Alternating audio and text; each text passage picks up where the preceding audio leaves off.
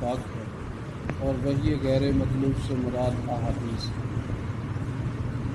جن میں آپ صلی اللہ علیہ وسلم کے اقوال، افعال اور تقریرات جمع ہیں۔ جیسے قرآن مجید رسول اللہ صلی اللہ علیہ وسلم کے زمانہ اقدس میں تحریر کیا گیا تھا، ایسے ہی احادیث بھی حضور صلی اللہ علیہ وسلم کے زمانہ میں تحریر ہوئی ہیں۔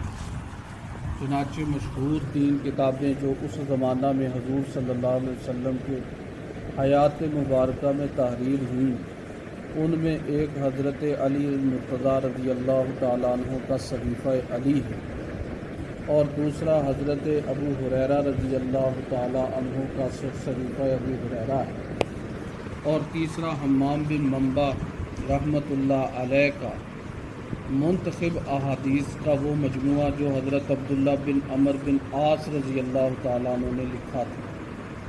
پھر آپ صلی اللہ علیہ وسلم کے جہاد کے احکامات، خطوط، مختلف بادشاہوں کے نام، معاہدے وغیرہ وغیرہ تحریراً اس زمانہ میں آپ صلی اللہ علیہ وسلم کے اقوال ملتے۔ اس لیے یہ کہنا کہ حدیث قرآن مجید سے کم درجے کی ہے، یہ بہت بڑی غلطی اور گمراہی کی بات ہے۔ حدیث کا مقام اور مرتبہ جیسے قرآن مجید کی اللہ نے حفاظت کی ہے، حضور صلی اللہ علیہ وسلم کی سنت مبارک کی بھی ویسی ہی حفاظت فرمائی ہے۔ اسی لیے قیامت تک آپ صلی اللہ علیہ وسلم کے بعد کوئی اور نبی نہیں آئے گا، اس لیے ان کی احادیث کو بھی اللہ پاک نے اس امت کے لیے محفوظ فرما دیا ہے۔ حضرت مولانا صفدر امین اکاڑوی رحمۃ اللہ علیہ کہتے ہیں، وہ فرماتے ہیں عیسائیوں کو، یہودیوں کو اپنے انبیاء کی سنتوں کا علم ہی نہیں ہے۔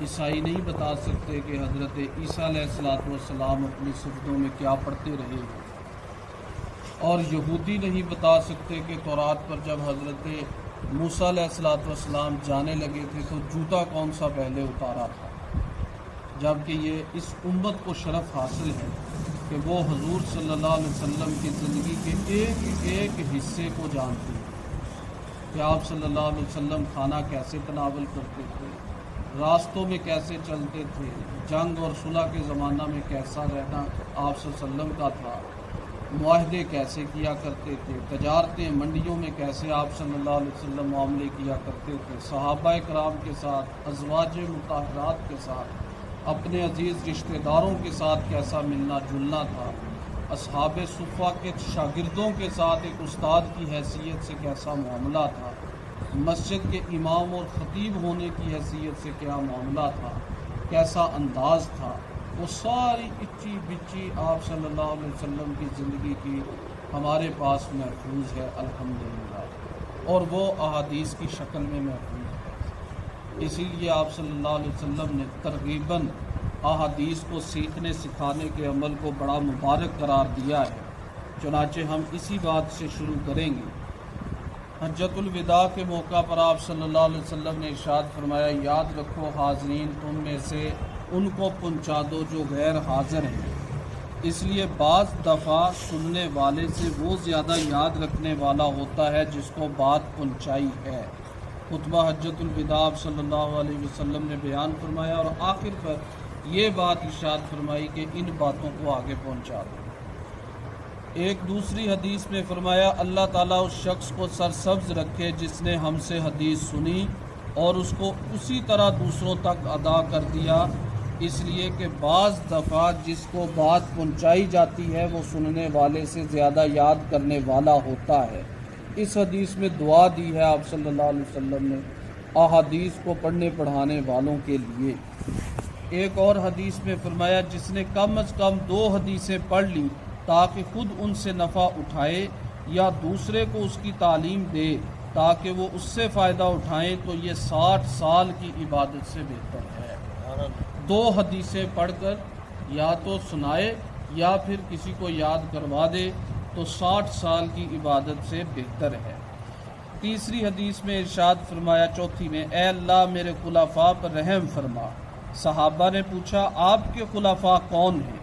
آپ نے فرمایا، وہ لوگ ہیں جو میری احادیث کو دوسرے لوگوں کو تعلیم دیتے ہیں، وہ آپ صلی اللہ علیہ وسلم کے نائبین ہیں۔ کہ جو لوگوں کے سامنے حضور صلی اللہ علیہ وسلم کی باتوں کو بیان کرتے ہیں۔ کم از کم 40 احادیث تو ہر امتی کو یاد کرنے کی نصیحت آپ صلی اللہ علیہ وسلم نے فرمائی ہے کہ میرے ہر امتی کو کم سے کم 40 احادیثیں آنی چاہیے۔ جو میری امت میں کسی کو 40 حدیثیں دین کے کام کی یاد کرا دے گا، اس کو اللہ تعالیٰ قیامت کے دن عالم کی شکل میں اٹھائے گا اور اس کی شفاعت کرنے والا اور اس پر گواہ ہوں گا۔ خود نبی پاک صلی اللہ علیہ وسلم نے فرمایا میں اس کی سفارش بھی کروں گا اور اس کا گواہ بھی بنوں گا۔ مولا علی قاری رحمۃ اللہ علیہ فرماتے ہیں حدیث سننے اور سنانے والے آپ صلی اللہ علیہ وسلم کے اہل بیت میں سے ہیں، خاندان میں سے ہیں۔ اگر آپ کی ذات سے صرف صحبت حاصل نہ کر سکے تو آپ کے الفاظ سے ضرور فائدہ اٹھانے والے ہیں۔ مصر کے مادرزاد ولی سید عبدالعزیز دباغ فرماتے ہیں میں نے کشف میں دیکھا کہ سید دو عالم صلی اللہ علیہ وسلم کے ارد گرد مجمع کثیر انسانوں کا ہے۔ سید دو عالم صلی اللہ علیہ وسلم کے سینہ انور سے کچھ دھاگے نکلے آتے ہیں جو ان سے بعض لوگوں کے سینوں کے ساتھ چمٹے آتے ہیں۔ مجھے بتایا گیا یہ وہ خوش نصیب ہیں جو آپ صلی اللہ علیہ وسلم کے ارشادات کو سنتے اور سناتے ہیں۔ اللہ جل شانہ ہم سب کو حدیث یاد کر کے دوسروں تک پہنچانے کی توفیق عطا فرمائے، جس سے آدمی کو سعادت دارین کی نصیب ہوتی ہے۔ آپ کے نقش قدم پر گامزن ہوئے گماں جس مسافر کو مکمل ارتقا درکار ہے، گنوا دی ہم نے جو اسلاف سے میراث پائی تھی۔ یعنی قرآن و سنت کی تعلیم۔ سریا نے آسمان پر زمین پر آسمان سے ہم کو دے مارا۔ سریا ستارے کو کہتے ہیں جو بہت اونچا ہے، کہا وہاں تک ہماری پہنچ تھی لیکن افسوس کہ وہاں سے ہمیں گرا دیا گیا۔ ہمارے قریبی زمانے میں حدیثوں کو یاد کرنے والے چند بزرگوں کے نام ذکر کرتا ہوں۔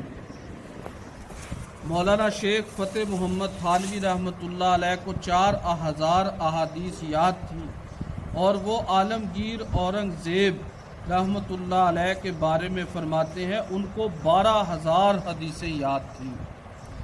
مجدد الفسانی رحمۃ اللہ علیہ کے پوتے شیخ محمد فروخ کو 70000 احادیث متن اور سند کے ساتھ یاد تھی۔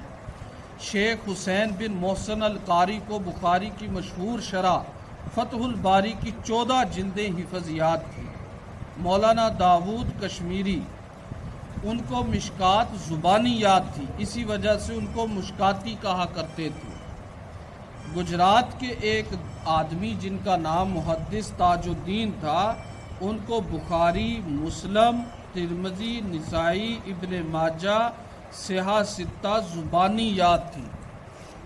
حضرت حسین احمد مدنی رحمہ اللہ کے بارے میں مولانا عبدالحق اکوڑا خٹک والے فرماتے ہیں کہ ان کو بخاری شریف حفظ یاد تھی۔